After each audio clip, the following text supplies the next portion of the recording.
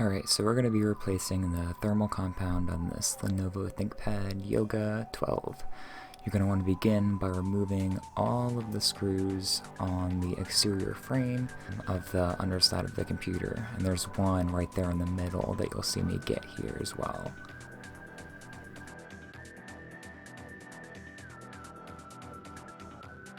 And there's that screw in the middle I was referring to.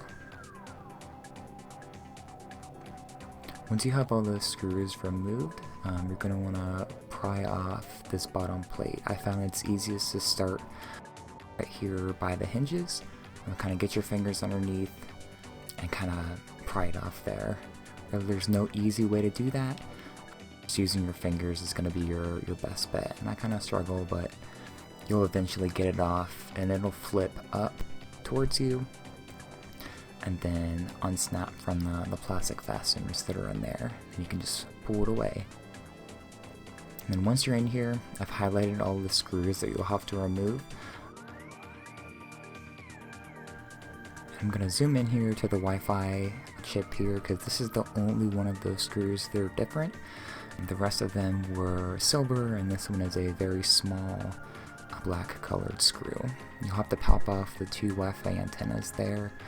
With those, just pop right off with your finger, and then you'll see me remove the screw here as well.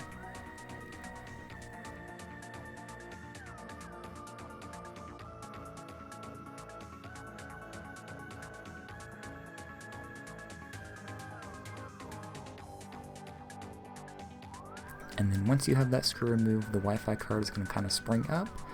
Once it's up like that, you can just slide it out from its little slot. And now we're going to start removing some of the connectors on the laptop. These here are probably the most difficult part. So this one, you see, it just pulls straight out. And mine had some tape on it from the manufacturing process, I guess. That connector just pulls straight out off there. You want to always be gentle and take it slow with these, because these are, the most fragile. You see me cut there a little bit because I wanted to make sure I got it right.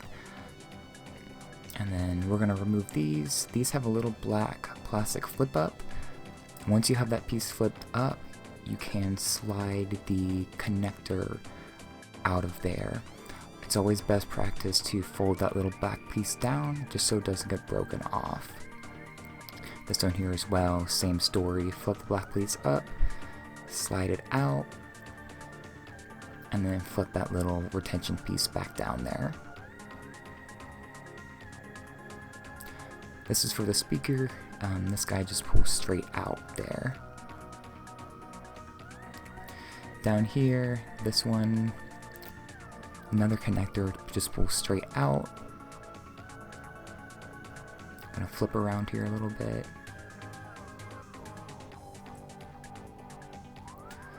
And then we're gonna remove the battery next. This one, you do have to make sure you have all the screws undone. Pop the battery up, and I found it's easiest if you fold it up like that, and that'll just pull right out from its connector there. We're gonna slide that solid state drive out as well, and just pull straight out once you have those screws removed.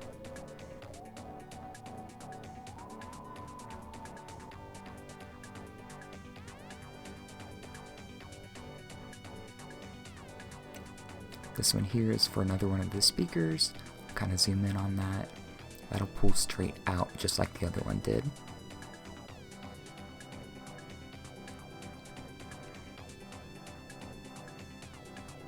And here we have probably the most challenging connector. This one's gonna be, well, not that one. That one's just like the first one we did. But this one here for the screen, just because it's so big, it's easy to damage it because it is so big. Kind of zoom in here. Just pull straight out. Just make sure you have that tape undone from that manufacturing process there.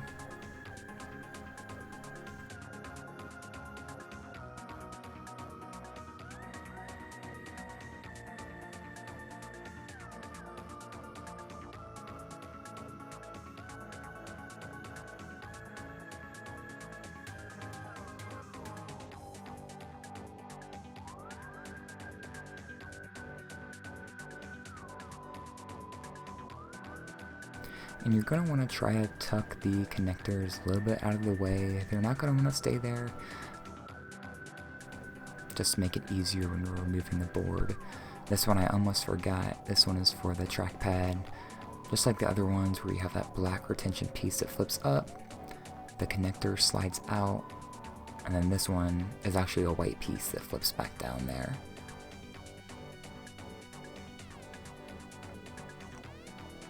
Once you have all of the connectors undone, we're gonna pop the motherboard out of here, and this is a little bit of a challenge just because you have to work around all of the connectors and such without flexing the board too much. Once you have it out, just wanna, don't forget that one either. That one's for a little LED light and the Thinkpad logo. There's a connector down there to the left. But you've got the board out. We're going to start removing, we flip it upside down, we're going to start removing the thermal solution on there. We're going to always do this in a X-shaped pattern, so just doing the top, the bottom, the left, and then the right. We're going, you know, around there, not putting too much like strain, I guess, on the actual chipset itself.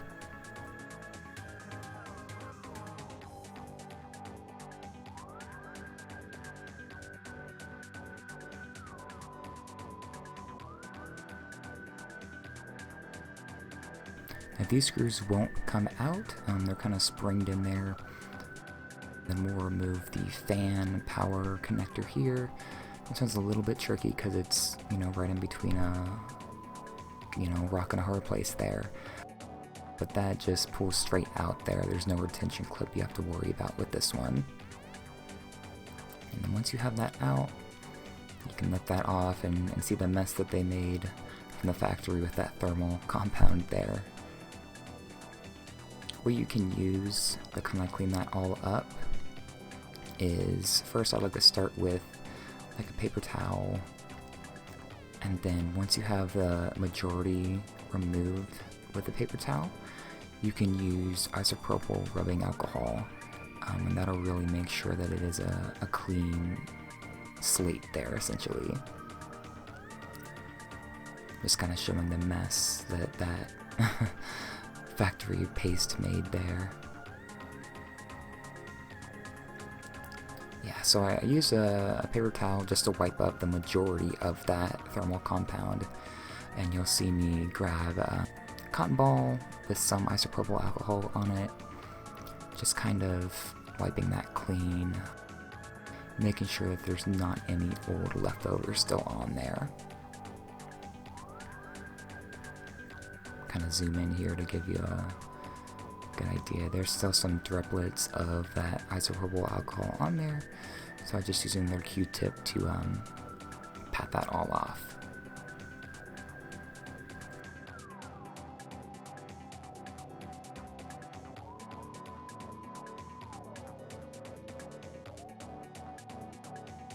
And here we're going to be applying the new thermal compound. Really, less is more here. You know, you want to have enough to where it, when the heatsink clamps down there, that it kind of squishes and covers everything. But you definitely don't want to put too much on there. That'll do more hurting than helping in that situation. It's kind of hard to see, but I'll pull my hands away so you'll see about how much I have on there.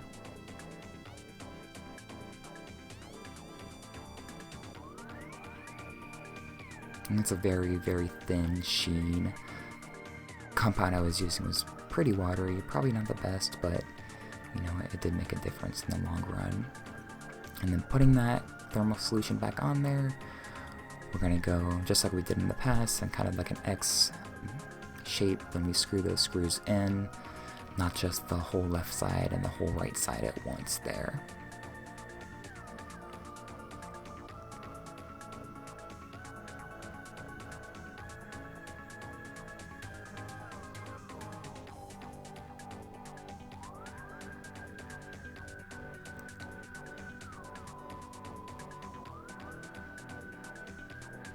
Once you have that done, you can plug in the fan power cable here. Again, a little bit challenging because it is in a tight place. And just use your fingers to kind of slip that in there.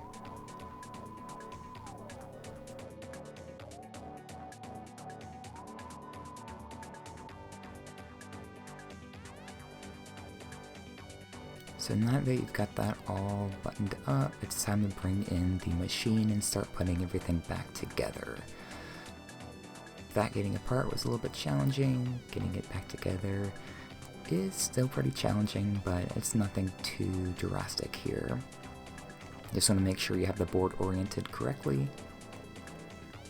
And it's best to start on the right hand side where that little metal piece is, where the charging connector is.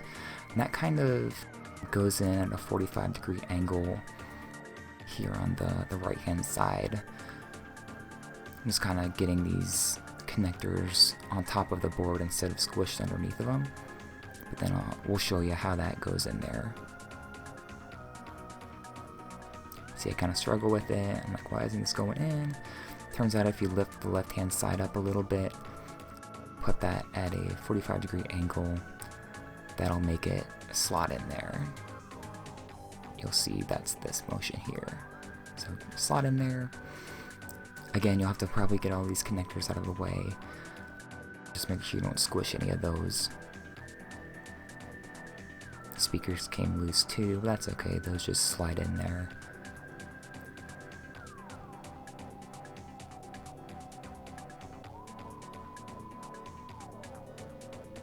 So once you have all those connectors from underneath the board, we can slide in our speaker up top there. That just gets held in when you put the bottom cover on. And this little CMOS battery here just kind of slits in there above where the Wi-Fi guard goes.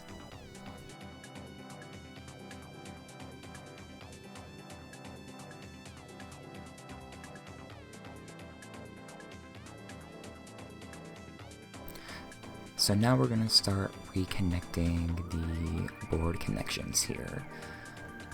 Starting with the display. This just slides straight into its connector that way.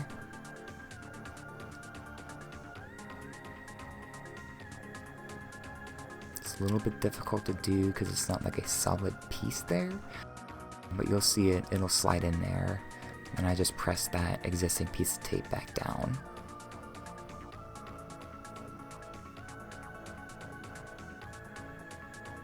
This one here for the solid state drive is very similar, just slides in there.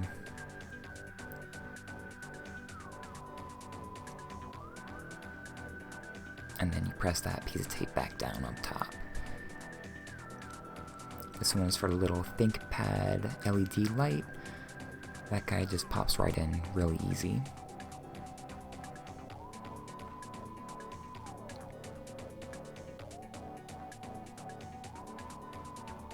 Now this one here for the mouse, you see it did get kind of cramped underneath there. Just kind of pull it out.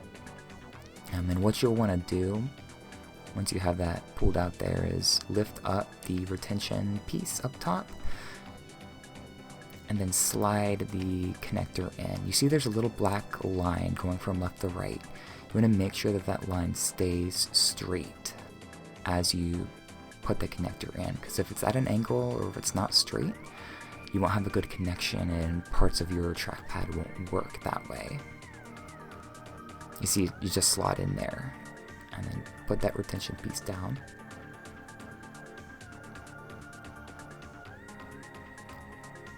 This one, pretty easy as well, just a little hard to work with because it is so small.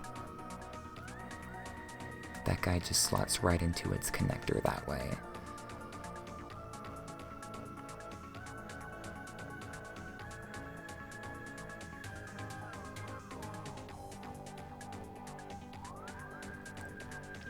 Now these two that we're going to get to, as I flip around here, are very similar to the trackpad where they have a little white line across. You just want to make sure that that line stays straight as you lift the retention piece and slide it in. Kind of cut there a little bit. But yeah, that white piece just needs to stay straight And as long as that's straight, and as long as you see it slide in, see I'm having a little bit difficulty with this guy here, because it is so big. Make sure it slides in there, and that piece is straight, and then you should be good to go.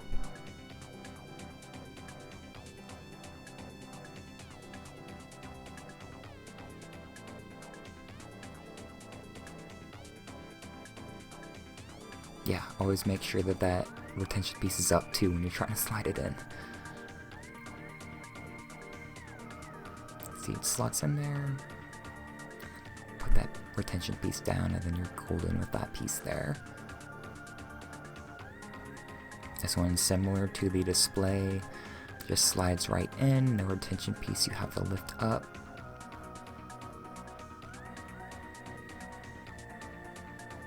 Just make sure you get it in there straight,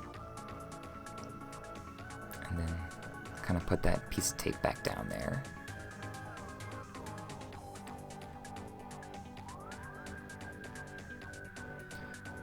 What I'm doing a little bit off camera there is rerouting the wire through the little metal pieces there.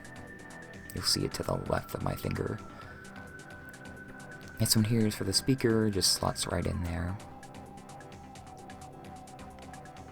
And then the other speaker here in the corner, that guy will just pop right in the connector as well.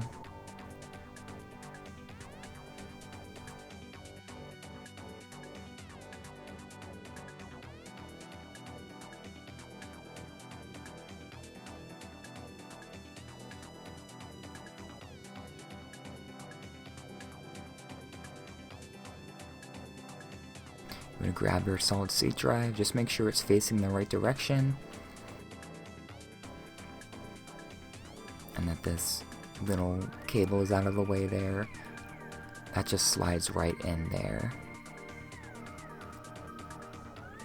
We're going to zoom in and install the Wi-Fi card. And this is interesting because there's two slots on this motherboard that look very similar. Turns out the one that I'm trying to plug it into is a M.2 slot and not a PCIe slot, so definitely not going to fit there. You'll see me kind of struggle with it a little bit, and then I'll realize, oh wow, this is in the completely wrong spot. Yep, the one to your right there, that'll slide right in. It slides in at a 45-degree angle, and then it's kind of got that spring motion as well. You'll get those antenna cables out from underneath of it, and then you can make sure it's in there and then reinstall the screw that way.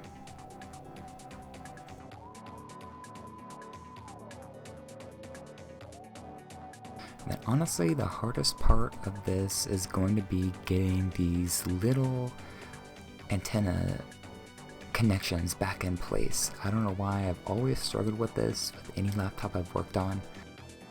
Essentially just goes right over its connection point and then presses in. I have a hard time with it. You probably won't. But a very similar or very simple connection there. The black goes on the left, the gray goes on the right.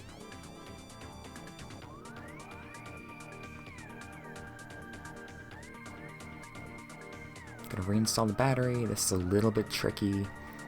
Just gotta slide that connector in there, and then make sure the battery is seated correctly. There is a little plastic clip in the very middle of the laptop on the very front that the battery has to clip into.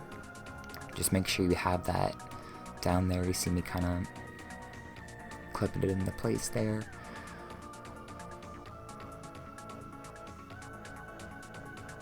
And once you have that done, you want to reinstall all of these screws on the motherboard of the laptop there.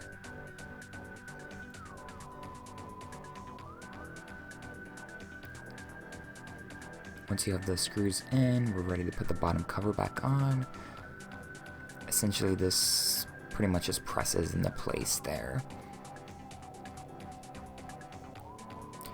It'll kind of snap into place when you put the screws back in, but we're not going to put the screws back in just yet. We're going to turn it on and make sure that everything works correctly before we button everything all the way back up there.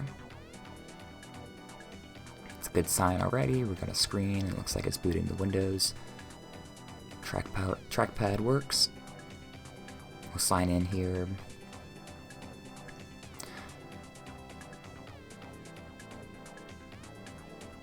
And then the best thing to do, honestly, is just to go in like Word. And what I always do is I type in the sentence, "The quick brown fox jumps over the lazy dog." It's kind of funny, but that makes sure you press every single key of the keyboard and make sure that's all functioning.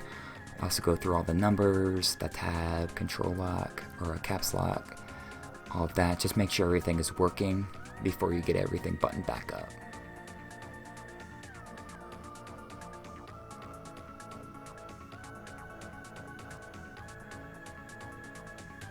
Test the function keys here as well, just make sure all of those work.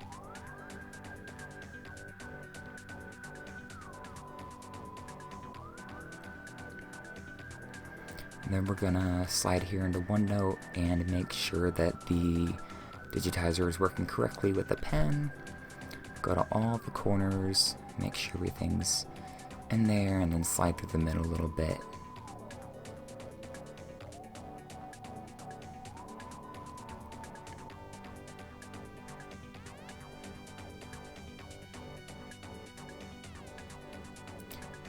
We're going to make sure that the webcam works by opening the camera.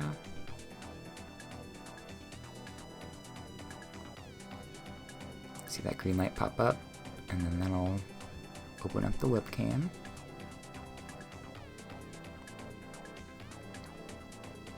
Yeah, so it looks like everything was working with that laptop. Essentially, all you have left to do now is screw those screws into the bottom plate. Those are all the same.